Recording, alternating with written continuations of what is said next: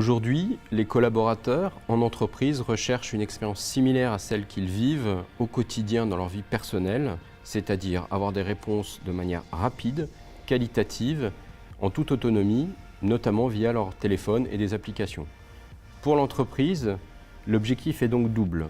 Mettre à disposition du collaborateur un point d'entrée unique afin que ce dernier puisse poser ses questions, qu'elles soient traitées dans des délais satisfaisants et avec un bon niveau de qualité, et ainsi le rendre de plus en plus autonome et lui permettre de se consacrer à des tâches à valeur ajoutée, et également de pouvoir qualifier ces demandes de manière quantitative, qualitative, afin de pouvoir en suivre la qualité et la performance.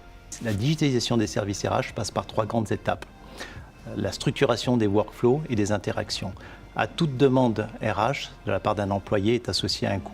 Si les entreprises sont mal outillées, cela impacte la productivité, la motivation des employés et l'efficacité de l'entreprise. La deuxième étape consiste en l'automatisation des processus RH. L'objectif est de rendre l'employé de plus en plus autonome, de manière à ce qu'il sollicite moins les RH et qu'elle puisse dégager de la productivité et du temps pour des tâches à plus forte valeur ajoutée.